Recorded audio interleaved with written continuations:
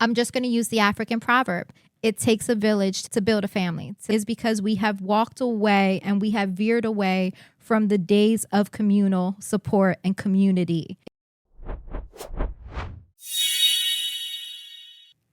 Hi, thank you for joining another episode of Get Set with Lissette. This is where we have inspiring conversations that empower you to get set. What's been going on? I've been a little quieter. Episodes are now finally starting to drop. As you can see, things look a little different. I was on a small hiatus for a little time, but I'm refocused and I'm ready to bring new content, but the same vulnerability and the same openness and, of course, the same vibes. So let's get set for yet another one of those episodes. I know I'm a broken record, but I always say it. This is going to be one of those good ones. Today, I have with me Gina Vazquez. She is the Group Violence Intervention Support and Outreach Coordinator for the City of Harrisburg Bureau of Police. Hi, Gina. How are you? I'm doing well. How are you? I'm good. Thank you so much for coming and having this conversation with me. I really think that today's topic is imperative for our society, not just the city of Harrisburg where we're local, but the fact that this is an ever-growing issue just around. So I am excited to get this conversation going. But before we go ahead and we get it started, I like to get those jitters out. I want to make sure you feel comfortable. So it's a little icebreaker. And this is more of a, do you prefer this or that? Okay. Sure. Don't overthink it. Just real quick. So quick fire. Don't want you to overthink it of any sort. All right. So it's going to be more of like a, do you prefer this or that? Sweet or salty? Salty. All right. Early mornings or late nights? Late nights. Introvert or extrovert? Extrovert. Extrovert? Okay. And now this one, I always say it, there is no wrong answer. However, are you going to watch the YouTube or listen to the podcast? Both. I know that's right. She said, I'm doing it all, huh? So, okay. How we feeling? We feel good? Yeah, I feel well. All right. So one of the things that I love doing, and it's imperative for me, is I always like to qualify or, find statistics about the topic at hand, because I think at times when we think of topics like today, we're going to be talking about, group violence or gang violence and, things that in theory, we know that gangs exist. We understand, the stereotypes of what gangs are, whatever. But even in cities like ours, I don't know if people really understand like the prevalence of it. So I did do some research myself, and in it, I did see, and we can talk about it, right? Because again, the stats that I talked about, and you and I, we talked about it off recording, that some of these statistics aren't necessarily specific to gang violence in general, but the homicides and things that are happening when it comes to like actual deaths still is there. Correct. Fair, right? Correct. So I did see that in 2024, Harrisburg recorded 22 homicides. Now, we're not going to say that those 22 were all gang related, but that was still an increase from 14 homicides in 2023. So in general, there is an increase in violence within the city of Harrisburg. Is that those statistics? Is that only for the city of Harrisburg? That's just literally in the city. It wasn't like the overarching. I didn't go into like, it was just the city. Mm-hmm. I tried my best to look at that. And then one of the things that I looked at was, how does Harrisburg compare to like other cities? Mm-hmm. And I want to get your perspective on this, okay? I read from the like Crime Explorer, and I was like getting some information out, that the city's violent crime is more than double what the national average is. So, and significantly above Pennsylvania's average. And so what it said was the violent crime, and we can talk about how these work, because it's like 1,063 per 100,000. Mm-hmm. Does that mean per capita? And so I wanted to kind of explain what that means for individuals. Like approximately 1,063 incidents of violent incidents per 100,000 residents. Right? Yes. And they talk about like nationally, it should look at like 6.5 per 100,000, whereas Harrisburg rate is 27.9 per 100,000 for homicides in general. And that was from last year's. That is from like an overarching. Yeah, that's not a last year's. These are just looking at U.S. cities with the highest murder rates in recent years. And Harrisburg has made itself on the map. Wow. Okay. And so when I looked at that, again, this is just in general. This wasn't gang related specifically. And I know that your position and what you do is looking specifically to like group violence and things of that nature. But when I found the stats, I was like, violent natures in general are growing, right? We can agree. Yes. There is an influx of more like violent crimes, whether it's group related or other people that are just kind of like going. The ages are getting younger. Yes. I think that's something else that we have to kind of like consider. But before we get into it, I just wanted to, with understanding that, can you just kind of explain the importance of your position? Like, why is your position alone? Like, why does that even exist within the Bureau of Police? And what is the intentions and focus of it now that we've just kind of talked about these staggering like numbers of just violence in general? The group and gang violence initiative started in Harrisburg prior to me joining. I joined in March of this year. I love that. Okay. So I'm more new in this topic. I've done reentry. Oh, we're going to go backwards on yours. Okay. I love it. Yes. And coming into, to a police department is, that's where I work from, and seeing all these statistics and the truth behind the violence and what falls under group and gang violence is very it's minimum, way down to last year. Okay. When it's considered, group and gang violence. Okay, can you explain how that is defined? Like, what is the definition in that? Like, how do you explain that? Because like you said, with this initiative, they are seeing it going down. So how is that like identified? It's identified. Well, we have a street crimes unit. Okay. Who knows the affiliations in the area. Absolutely. So we know, when one group retaliates against another group or gang. Okay. And then if a homicide occurs, then we'll know, that's what it is. That's how it happened. And the reason. Yeah. It was because of affiliations. Okay. And so you're getting better at really trying to like look at the affiliations of it. And we're starting to understand those trends. And because of taking the time to do that, if I'm understanding correctly, you're now seeing that your initiatives, and we're going to get into the actual initiatives, are starting to see a decrease already. Correct. Okay, so the reason for your position is simply to like, what is it that your position as a coordinator do? Like, are you in there? Like, are you in the community? Like, what does that look like? My position is to get resources Amen. and support outreach. Okay. So what I do is I'll go out to the neighborhoods and I'll speak to victims that have been impacted directly or indirectly, and I'll also speak to the people that have done these violences and that are standing in the corner with a mask on. Okay. And I'll try to speak to them because obviously. Hold on now. You out there? I'm out there. You better go. Hold on. Out there. Hold on. Okay. Yes, So go ahead. I'm out there. I go out there and I speak to them. I have no problem giving them my card. Yes. Explaining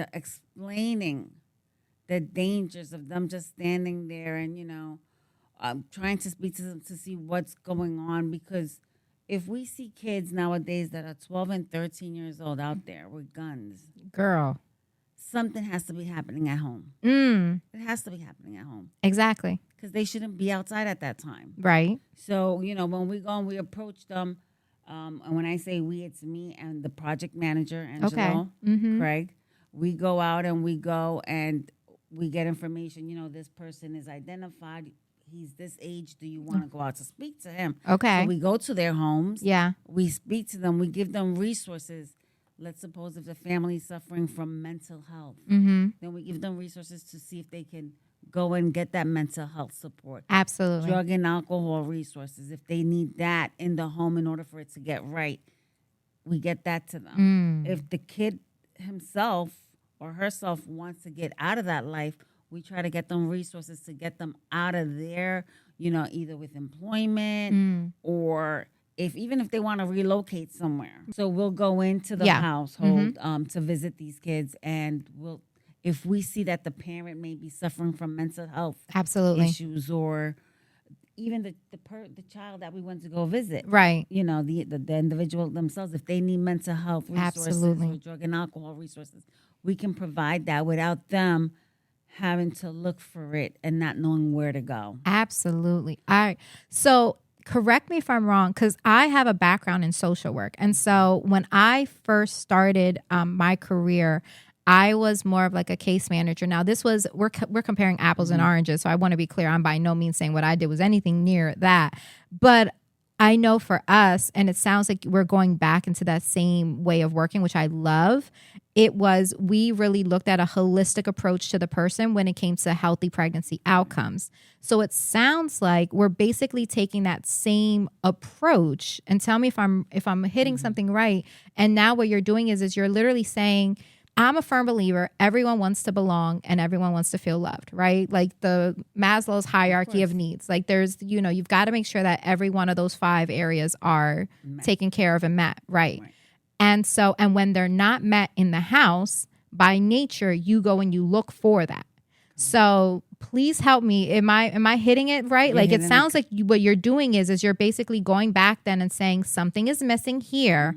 Let's get you off of the street and let's figure out how to meet that need. Exactly. Like is that a fair estimate? That's exactly what it is. Okay. We want to try to not give these kids any type of idle time. The summer, Harrisburg had a multitude of different locations. Okay. So these kids could not be out in the street, out there looking for something. Right. We gave them a lot of, the Parks and Recs had a lot of camps going on. Okay. So they could have joined. We're trying to gap that idle time where they won't be. Because when we do school presentations, I'm just going to deviate a little bit. No, this is good. In our school presentation, we tell them someone is going to approach you and ask you if they see you in the street at 6 o'clock in the morning or at 10 o'clock at night and you're 10 or 11 years old. They're going to ask you to do something for them. Okay. They're going to ask you to carry a gun for them. They're going to ask you to carry drugs for them. So we want to know what's going on at home so we can help these kids not have them given that opportunity to go out and do these things. Okay. So you're literally, it sounds like you're hitting them. It's that idea of like air, land, and sea kind of thing. Like you are doing presentations in the school, warning the children early on of what could potentially come. Yes. These are the things that are going to show up. This is how it's going to be. This is what's going to be presented to you. Like, here are the warning signs kind of thing. Right. But then if for whatever reason, either you didn't get to this child or that wasn't something that happened or life circumstances still led them down, you're also the same person who will then walk up to that person on the street, have a conversation if they're willing to have the conversation, and you're the same person who will then continue this conversation and take it to the house and say, so then what's missing here and how can we support? Does that feel? That's 100% right on. Okay. So you're really just being like a full-on holistic approach and a resource to literally everyone. So when you said you're legitimately a resource for all parties involved and anyone that's in there, the person who may be affiliated with the gang, all the way through any other family member, and also trying to prevent other kids from getting into. Okay. This is really, really an interesting topic. Now, in that, I do always like to go backwards, and you alluded to it, so it was a nice segue, but the conversation was just amazing in understanding exactly what the position does. What was your background? Like, how did you even, before we even talk about, you came here in March, like, what were you doing before that? Like, what brought you into... I'm a drug and alcohol counselor by trade. Okay. I did drug and alcohol for 8 years. I took a little hiatus from that. Okay. It's a real demanding career. Absolutely. Especially if you work with inpatient and, people overdosing. And you can really, that takes a toll on someone's life. Oh, 100%. On mental health as well. So I decided to take care of myself. Amen. Self-care. Yes. And I got into another passion of mine, which is reentry. Okay. For men and women. And for the population, the very underserved population, which is our culture. Absolutely. The Latino community. Yes, and we're going to talk, yes. Because we do not get resources. We do not get no resources. 100%. Nothing is put in Spanish. We have a lot of nonprofits that are out there saying, well, we have reentry services for this, we have reentry services for that. And when I ask them, so what do you have for reentry services in a way that the Latino community is coming to ask you for it? Right. Because we don't come if we're not invited. That's facts. Okay? We don't come to events if we're not invited. Very true. So if there's nothing out there in Spanish telling us to come, we're not going to be there. That is fair. So you're not giving reentry services to that community. You're missing an entire population. And it's a huge population in the area. Okay. Exactly. So that's one of my missions is to make sure that they are included in everything. Okay. Because there's a lot of free resources where people give out a free day to clean their laundry. Oh, wow. But they don't know about it. You don't know what you don't know. Exactly. They don't know about it because it's not in Spanish. Right. So, okay. I just feel like it, especially where we're 2025. We're the second largest language there is. Girl, in the world. Absolutely. And let me tell you, you hitting something though, because we're also one of the most hated right now. Yes. But we're not going to go down that road.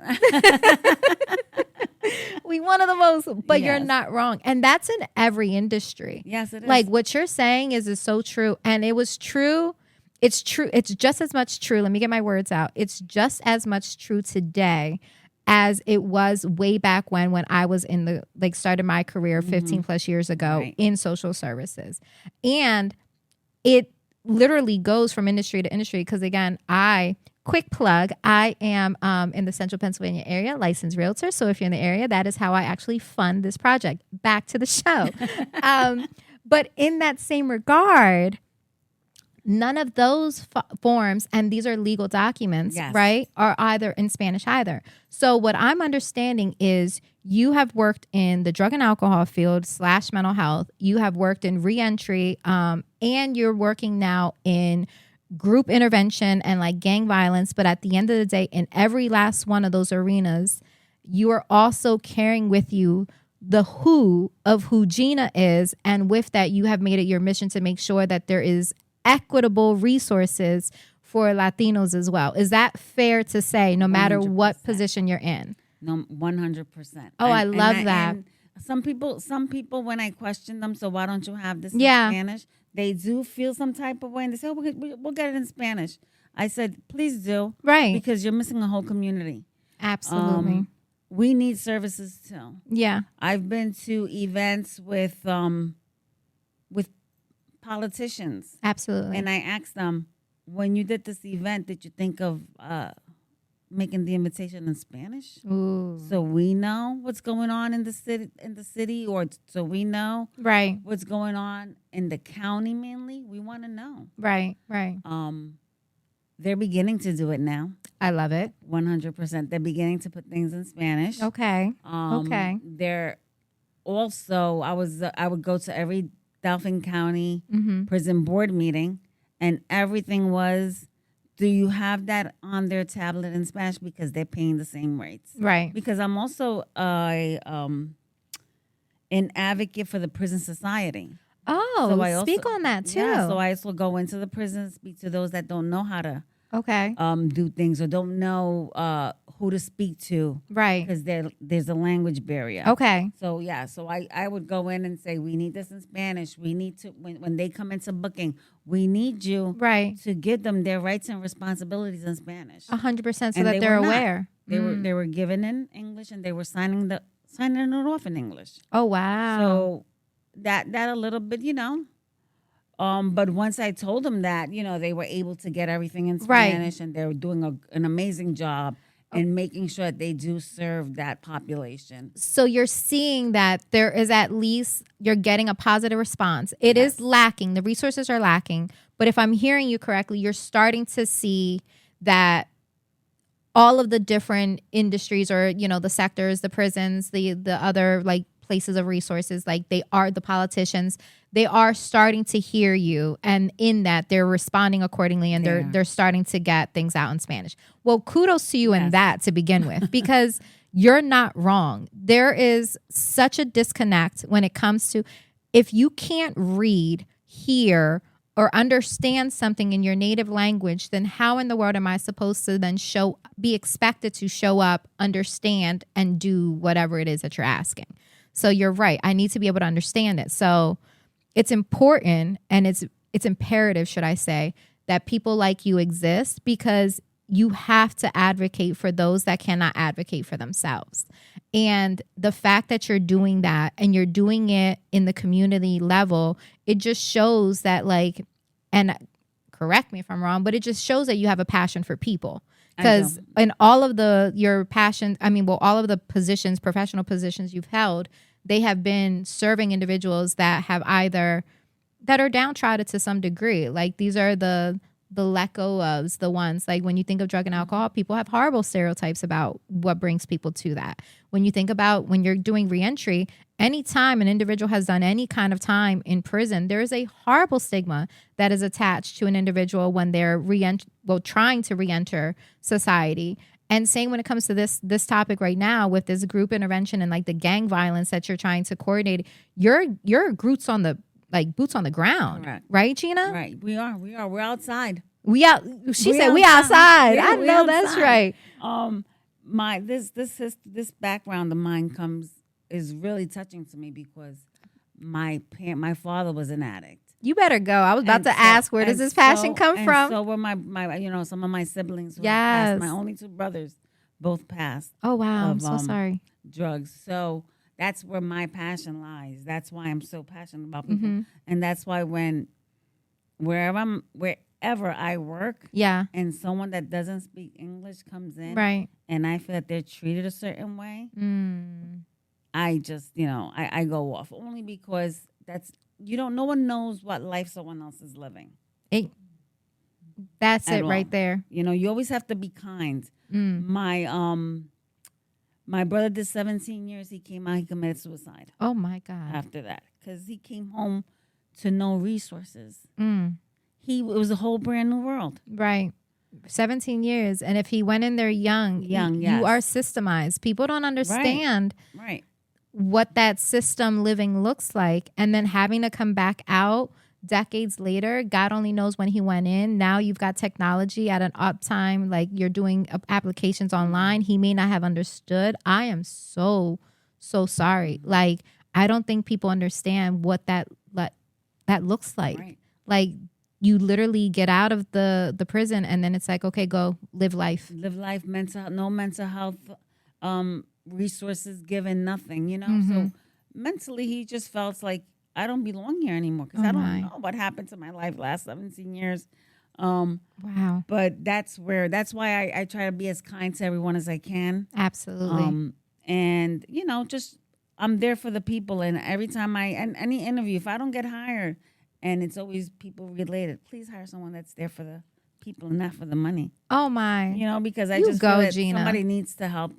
And I'm going to continue. They get upset. I'm going to continue to advocate for the Latino community. They need you. So I don't know if you know, and maybe not stats in particular, but like, being that you are boots on the ground, like, what does that look like today? Like, when it comes to like the work that you're doing, and like, specifically, let's go down this road real quick. Like, when it comes to Latinos in particular, like, what does that currently look like for you? And what are you seeing when it comes to the work that you're doing now versus when you first started, and or like where you think that's kind of going? I just created some cards here, which I'll show you really quick. So it's cards that and they'll be up on the screen, guys. Yep. They look like this, and they look like this. So okay. And the front is English and the back is Spanish. Perfect. Sometimes we go to households where they don't want to speak to us because in fear of retaliation from other understood, members of these groups or gangs. So we'll slip this in their mailbox or even mail it to them. Okay. So they can have that resources in Spanish and I love know who to call anonymously and speak to us. I love that. So it's hard because they're scared. And I come in with a mom. They all know me because I did a lot of reentry, so everybody knows, go to, call Miss Vazquez, Miss Gina. She knows, she'll help. So that's something that's really important for me, because when I see the kids, I try to engage them. What's going on at home? Do you need this? Do you need a bus pass? Do you need a bus pass to get to work? Something. Yeah. Resources are always available. There's a lot of resources. Absolutely. Our community doesn't know about. And I don't even think I know everything that's out there, to be honest. There's a lot of resources, because no one could be excluded when they're given these resources from you. They have to be able to have them. Right. And they have not been having that. So I call them out on that. Okay. And make sure that we need that help too. I know that's right. So you're just showing up. And now that you have those cards, even if a family may not be in a position where they're ready to have a conversation or they're ready to necessarily raise their hands, you having these resources now, you're able to go basically like door to door or to the places that you're targeting, and you're doing the best that you can to like provide those resources now, so that if and when there's a situation that occurs, they do have something that is in Spanish that they can read and be like, oh yeah, that lady was here, and hopefully use it. Is Correct. that okay? Yes. That is like absolutely amazing. Is there, I'm trying to understand like the correlation between like the lack of information and resources, and then like the state of like the city that you've seen. Like, do you feel like because of the fact that a lot of people may lack resources or don't know what's going on, like, do you believe in that correlation, that because this is lacking, that is why there was a higher trend of violence? Like, are you seeing anything to like support that, or like, are you just, because of the fact that we're trying to create this wraparound service, we're just giving you everything and we're hoping that being more present is in and of itself what's going to be like most positive? When you say the whole, like, you said if there's a correlation between, right. So meaning like, is because of lack, is there a direct correlation then to what was happening, the trend? Is it with everyone? With the gang, or the Latino community? Kind of like, let's go with everyone, and then we can go Latino specific. I love the fact that we're talking about Latino specific too. I feel like, yes, there is, because of the lack of resources. Okay. And the lack of resources that are willing to follow through. There it is. To follow through. Because, there it is. Yes. And, those follow-ups. Once we in GVI, once we refer someone to mental health, we'll continue to follow up with that individual for a year. Okay. If we refer them to CareerLink, for resources, we follow up with their advisor and say, hey, did he come, or hey, did she come to look for a job, or did she do this because I referred her? We're still progressing there. We're still reporting and seeing their progress. We're just not letting that go there. Okay. We continue to make sure that they're, getting that help and that they're using it accordingly. I love that. Now, I know you haven't been with this section for a very long time, but without, of course, giving out any like personal information, can you share with me like one of your greatest accomplishments that you feel like you've already like achieved for the city of Harrisburg when it comes to the work that you guys are doing right now? I think one of the biggest things that I brought to this to GVI was knowing my culture and knowing that gap in those resources and language barriers. Absolutely. And also knowing so many people out in the community that I've worked with, that I'm able to go places and resources, and they know me, like they already know what I do and who I am. So you're like, so I'm creating a blueprint already. Like I'm stamped. People know who I am now. Exactly. I love that. Right. That's huge. Now, with everything that you've been saying as far as the gangs and stuff, I just kind of want to like touch on the importance of it. Do we know, and I don't want to get too far into the weeds of that, but like, how many gangs like are like within our area by chance, or like how, like, is this, because I feel like the news sometimes can make it seem real crazy. Like, do you feel like there's like, There's quite a few. I don't know numbers on because they change. They change. That's why I was asking, and that's why I was like, I don't not recognizing, but all of a sudden, like we'll see a new some type of graffiti up as a territorial thing. Okay, that we didn't see there last week, or things like that. So there's little groups. We call them little groups. Because, little gangs. I love it. She's like the little groups here. They popping up. They just pop up. Okay, one got mad today, so he'll bring 5 more friends. They become a group. And, okay. So that's how they're doing it here. That's how they're doing it here.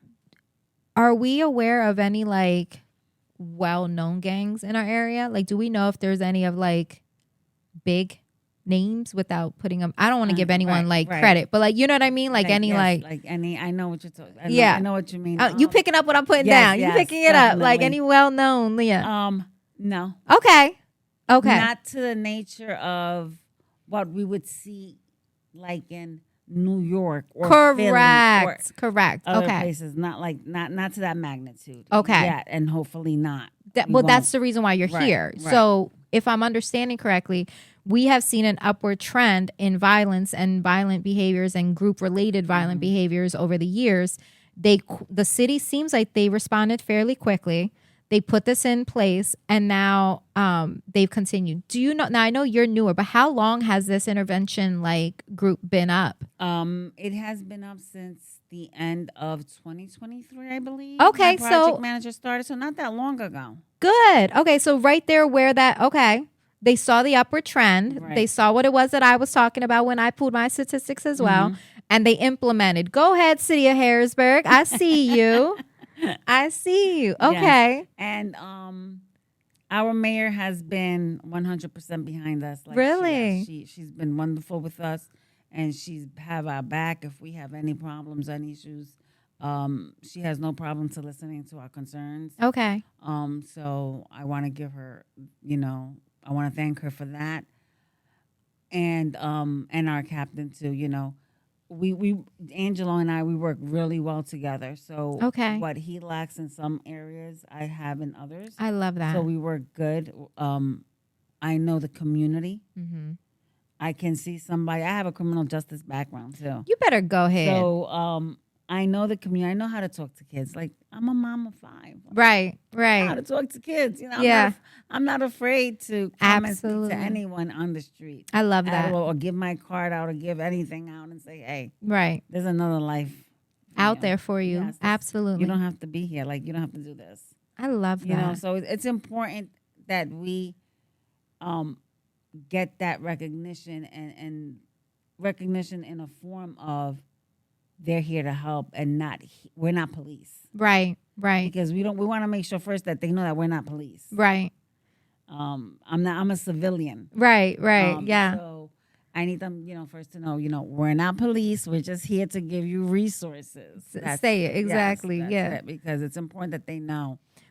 Because of the fact that there has been, unfortunately, a certain level of disconnect and distrust when it comes to that, just systemically. But in that same regard, and correct me if I'm wrong, it sounds as though the fact that the police department, like the Bureau of Police, have even allowed for such initiative, while they also understand that there may be a disconnect. Is that fair to say? And because of it, that's why this unit exists to begin with, to start to repair those relationships. Exactly. Yes, and we have already started. I love that. Yeah, we've already started to pair up with the police. Okay. So that's how we know. Who's affiliated and who's not. Yeah. So, they give us that information so we can go. They want to see this go down as much as we do. Absolutely. We're trying to work together to get, Yeah. We don't want to see nobody else killed. We don't want to see another 13-year-old person, Can we? We don't want to see that. Right. We're trying to avoid these issues. So that's why we've come together to get this initiative big. This initiative, they have the same initiative in York. Okay. And they have Tiffany, who's amazing, running it over there. And her statistics are amazing. But she's been running it, I believe, for 5 years. Okay. So it's longer. So, yes, she has more people. Right. It's a little duo. There's a duo going on. That's it. So okay. We need people who really know that life, that would love to walk with us and speak to these kids. Absolutely. About what can happen if they continue to walk this life of crime. Go ahead and quick plug, Tiff. I was about to call you Tiffany, Gina. You done said Tiffany's name, Tiffany in York. I wish you the best. Gina, are there any like opportunities within the city that you can talk? Like, is that we had someone call us. Everybody wants to get paid, first of all. Okay. All right. We're trying to. This is a grant that we're working from. Okay. So we're trying to get people who really want to help from here. Okay. So more like volunteers. Like volunteers. Okay. Who really want to work from here and just tell their story to these young kids. Hey, you know, like I did this. I ended up in here for how many years and now. Okay. So you're doing like groups kind of. Right. Okay. We would love for people to participate, to call to volunteer, to come with us and we can do a walkthrough and you know, come and visit these kids. If they see a group of kids, talk to them. Right. You know, give them words of encouragement and let them know that this is not a life they have to lead. Absolutely. See, you know, if it's 90 degrees out and somebody has one of those, one of them had the ski mask on. Yes. Why you have that ski mask on? It's way too hot. It's way too hot to be wearing this. Like, you know, these are things that we have to like be able to address our community, but our community has grown so far. That's it right there. I feel like the African proverb, it takes a village, like, you know what I mean, to raise a family. To raise a family. It doesn't exist anymore. So, and you are seeing, because you're boots on the ground, like the disconnect and the way that can actually hurt an entire community. Yes. So you're basically trying to rebuild It Takes a Village and create that village again and create that network of support and create those resources so that people feel like they belong, they're part of, they are just as important in this community as anyone else, because I do think that there's just a huge disconnect and everyone's on their own. Everyone's on their own. And we have these groups and gangs that take over these little blocks and then all these residents are afraid. But if these residents were to let us know, hey, this is what's going on, we could try to like clean up. Absolutely. That block, Yeah. Either by giving them employment, by helping them get a resume, by helping. Just because they didn't know these resources existed before, or they don't want to bother. Right. Because they've already been let down so many times that they feel like they're not. That right there. That's it. Mm-hmm. That is it. Because people think, and we can again talk about that when it comes to Latinos in general, like you tell them no once, they won't come. Right. That's all they needed to hear. Mm-hmm.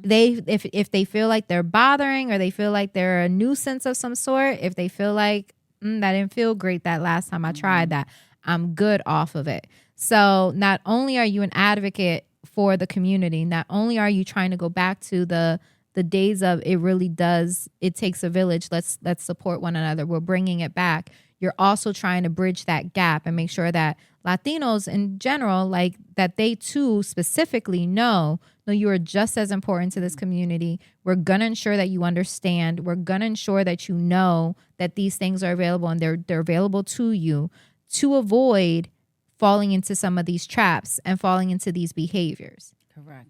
Now, I'm going to ask you a random question, but it's how do you respond, or what would you say to someone who says, so that idea of like nature versus nurture, right? Like you've got a lot of people that are going to look at this kind of work and just like, and the work that you're doing in general and be like, you're wasting your time because the kid's going to do what they're going to do no matter what, right? A lot of people who have that kind of attitude of like, a bad egg is a bad egg and that's just what it is and you got to let the system do what it does. Like, how would you respond to the naysayer who might be listening to this information and be like, this is a lot of kumbaya I'm hearing, but like, how is this really leading to results? Like, what would you say to someone like that? Everyone deserves a chance. There it is. It doesn't matter. There's no bad egg. There's no bad egg. Hey, amen. There's no bad egg. Right. There's bad resources to cause that bad egg, or there may be bad chickens that are causing this bad egg. But everyone deserves a chance, and everyone should be heard and should be treated respectfully. Absolutely. No, that you've said it beautifully. I just thought I'd ask because some people, there's gonna be someone out there, especially especially in the society that we're in now. And there's a lot of polarizing opinions on one side or the other. I just wondered because, again, I come from a social work background. So I too am community focused and about community in a different arena in my day now, but still very much rooted in community and like empowering communities.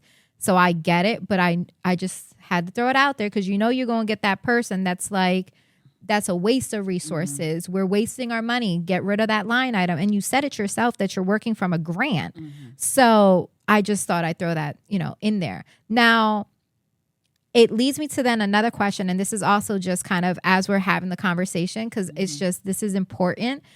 This is a grant funded program, right? How long do you guys have and what does that look like? Like, are you fearful of future or do you believe that the work is going to continue? The work is going to continue. Amen. The work is going to continue because we need it.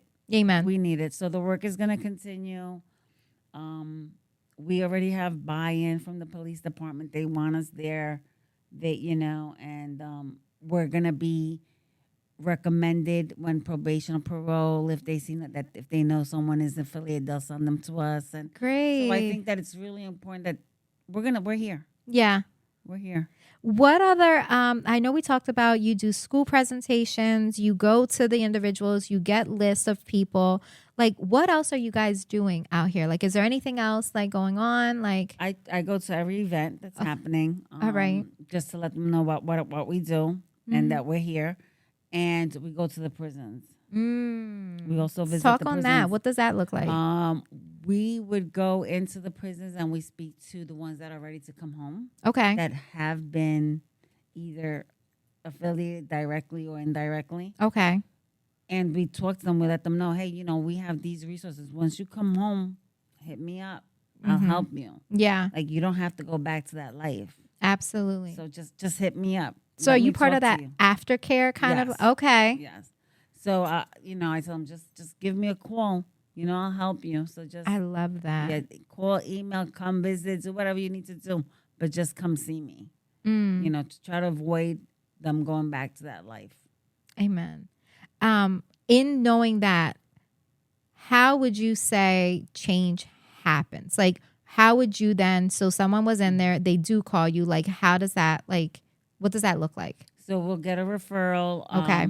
We'll meet with the person. Yeah. We'll go visit the house. We'll see, maybe mom or maybe dad needs employment. Okay. We'll refer the dad, the mom to Career Link mm-hmm. so they could get assistance there. Or if we know specific, because we know the community, if we know that somebody's hiring, we'll send them directly. We'll help them with mm-hmm. resumes first. Okay. So, we get them assisted. And then we focus on the kid. If the kid needs to go back to school, we'll help the mom enroll him back into school. Okay. Or if the kid wants to come home, or individual wants to come home, and I want to do some type of schooling or certification. Okay. We'll try to get them resources for that. Absolutely. Because we want to make sure that they come home and not need any reason to go back. Not exactly. Okay, so you're going in, you have the conversation literally before they come out.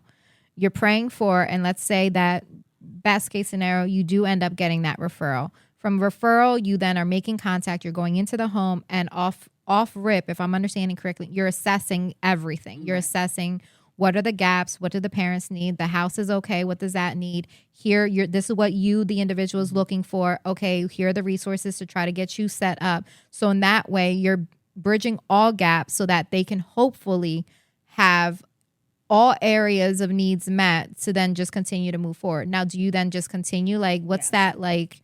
So care? once they come, like if they need to go to, if they want drug and alcohol treatment. Yeah.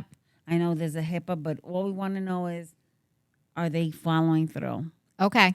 Because, you need the most important ones, which is drug and alcohol and mental health. Absolutely. Which normally are always come together. It's chicken or the egg. Yes. Exactly. One or the other. With that being said, if they want that, being in that field, like I can call somebody up right now and say, hey, I got this somebody. person needs to be taken, inpatient and such a way. So they'll come, okay, give me information, And then they'll come pick them up and bring them to rehab. Wow. So okay. Yeah, so we already have certain places that do that for me. Okay. But it's things like that. We have to know what they need in order to assist, because they don't know where to get it from. Mm-hmm. Or they don't trust. Yeah. A lot of people. No, 100%. I think if I understand correctly, and the biggest important takeaway is the fact that A, you're finding ways to connect. B, you're going above and beyond, and you're ensuring that people walk away understanding. Hence the importance when it comes to Latinos understanding it and having it in their language as well. So in general, for anyone, you're making sure not only that you connect to them, but that they walk away understanding and that they know like what resources are available, and you're making sure that they've got the information, because when you know better, you do better. Correct. Right. And then the next, like, it sounds like your secret sauce is you staying on them. Right. You're continuing. You're not, this isn't just a number that filed, you got the file done and you walked away. You're really following up and making sure that these people are like being heard and understood, and following up on, all right, did you do this? You don't have to tell me whatever you don't want to say, but did you follow through? Mm-hmm. And if they didn't, if they say no, it sounds like you're then, all right, so what's necessary? Is it this or that? Like you're staying on it. Right. I'm like, so then why not? Okay. I didn't have transportation to get there. Then, okay, we'll fix that. Right. And you keep you're staying in what I would call discovery. You're just continuing to discover what all these needs are and continuing to unpack where there might be gaps. And that helps you then, and boom, here's a resource for that. Yes. So you're responding accordingly. Right. So they can say, nope, here you go. This is how we're going to bridge this. Or nope, this is where you can get that. Love that. Be able to give them so they won't have an excuse. I love it. And because of this, you guys are continuing to see the trends going down. Correct. And that's important. And you go to the schools prior. So it's like, it really is a holistic. Mm-hmm. So what's next? Like, what else is coming? We're still boots on the ground. We're always outside. We're having a national night out. I'm sorry. This little here. So this is this is next Tuesday from 5:30 to 8 o'clock. Okay. There's a lot of resources there for the kids, a lot of food. Love it. A lot of food is going to be for everything free. Okay. Puppet shows. I think they have a petting zoo, if I'm not mistaken. Oh, wow. So they're going to have a lot of extracurricular activities going on that day. And this day is mainly so the community can come out. I love this. And see who we are as the police bureau. Absolutely. To mingle. Yes. To know that they're individuals too. Absolutely. That they're human beings. Yes. That they care for the community. I also, once I saw this, I was like, where's this in Spanish? I know that's right. And quickly they got the sign out in Spanish and put them all around. You better go, Gina. Because I was like, so how are you getting how are you going to Hall Manor and not putting signs up in Spanish? Right. So they can come out and enjoy this night. Right. They need to. 100%. Exactly. So we got them out in Spanish, which was great, really quickly. And they're giving out these bags here with a bunch of goodies, and this goodies is for you. I got gifts, guys. Mm-hmm. Y'all better go to the little national night out. They got goodies. Okay. Well, go ahead. Let me put this down. I love that. Thank you. You're welcome. You can have the little hats. Hold on. I'm going to do it on my hair right now, but absolutely. I love it. No, I love it. I definitely keep on. So it's things like that they do just to communicate with the community. Okay. Because the community also needs that to know that the police is not there only to harm. Right. And they're not there to harm at all. They're there to help. Right. And that's where that bridge is that needs to be built. And I love it. And unite again. Absolutely. The way they did at some point. And it broke for a little, or, it's getting repaired right now. So. Well, it took years for a system to have its like breaks in it. Mm-hmm. It's going to take years again to repair. We can't expect something that has taken so long to be broken to be repaired in days. Like it's going to take the same amount, if not more, to rebuild the trust that was broken. Like that's just in any situation. So I do think that the fact that the Bureau has embraced this initiative, Embrace Your Unit, and really trying that in of itself is the first steps, because it shows that there's a want, a desire to repair relationships. Right. And I think that's the beginning. Correct. That is the beginning. You know, yes. like the acknowledgement of we can't do it on our own in this manner. Let's look at it from that. I mean, I do believe in my heart of hearts, and it sounds like you've been in the same way. I always go back to Maslow's hierarchy of needs. Like, we just have to make sure that all of those needs are met for an individual. And that top one, that self-acceptance and self-awareness that comes from is after you know that the one right before it, love and belonging, that you belong, that there's a community that cares, and that you have a place to go to, that there's food in your home, like all of those other just essentials. And you're really wrapping people up in that. Correct. That's amazing. Yes. I think what you're doing is great. Now, I'm going to give you a moment, and you can look literally directly to the camera to speak in Spanish specifically, to invite Latinos to your night out. We just said it in English. I want you to take a moment and actually say it in Spanish. Let's let our people know that this is what we do. Okay. Te invitamos a la Noche Nacional, martes, agosto 5, de 5:30 de la tarde a 8:30 de la noche, para actividades, comida de gratis. Hay transportación para llevarte para la locación que va a ser en Strawberry Square, downtown, la área de downtown. Sal con los niños para que se diviertan, para que salgan de su área de comfortability. Exacto. Sí. Para que vean otras cosas y la belleza que tiene downtown. Absolutely. Salgan a divertirse. Yeah, salgan. Y a comer. Que salgan, diviértanse y que coman comida. Yes. Exactly. Es todo gratis. So I just felt the need to, especially being that you've been talking about the importance of inviting and making sure that this community understands as well. Being that we're both Latinas, you know what I mean? I felt inclined to say, well, then let's do that call to action literally in Spanish and make sure that they also know that they're invited. They're invited. 100%. Is there anything that I didn't hit on that you want to touch on? Is there something that I missed when it comes to the amazing work that you're doing? No, we hit on everything. I just wanted to give you this Oh, here we go. Hold on. I got gifts, guys. This little potato. Oh, I told you I'd have to say. This is so cute. Positive. I'm going to read it, guys. Here. This is the potato that she just gave me. And it says, positive potato. I may be a tiny potato, but I believe in you. Go do your thing. Oh, my. Thank you. That is so sweet. Oh, how am I supposed to do my key takeaways after this? That's amazing. Okay. Thank you so much. I got a lot going on this little seat of mine. But for every episode, I always like to then bring it out into my key takeaways of the conversation that we had. And there's so much, so bear with me, but I'm going to go ahead and share a few of my key takeaways. My first key takeaway is, in order to have true impact in work, you have to be passionate about it. Gina, from the time that she has sat on this couch, you can feel the passion for community.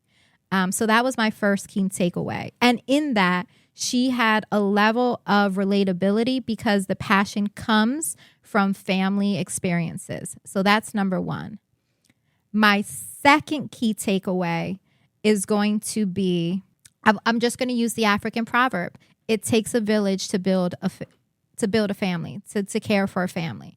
So that's my key takeaway, because the reasons why programs like this exist is because we have walked away and we have veered away from the days of communal support and community. We are very individualistic, and because of that break, we no longer look to our neighbor for assistance or look to our neighbor to also be of assistance. And because of that, we are now today seeing violence going up, gangs going up, and a cry, honestly, for help from our younger generation. And that is why Gina's position is even there to begin with. My third key takeaway is when you know better, you do better. A lot of what Gina is doing is providing resources that people may not know, providing information in a language that they're able to understand, and provide information so that people can make better informed decisions. So if you know better, you do better. And we're seeing that in the work that's being done. My last key takeaway is just going to be, let us all, I want to make sure I say it right because you said it earlier when you were talking about yourself. Here, I'm going to say it like this. The last key takeaway is be kind, because you never know a person's situation or the life that they're living when they're in front of you. And one thing that I realized in the conversation, and not just in this conversation, because I like to think I practice it, but let us also just walk away with this key takeaway because she's oozing of it. It's to be kind, to treat people with kindness, and to have compassion, to understand that you don't know what you don't know, and you don't know what a person's going through. And so I think that those things are just quick, easy takeaways that can allow us all to start to heal, allow us to mend relationships, just the way that the city of Harrisburg and the Bureau of Police are looking to mend relationships between the community and the Bureau of Police. Let us also just take time to mend our own relationships and to be kinder, be nicer. And yeah, those are my big ones. So I can't thank you enough. It's the people like you, the boots on the ground.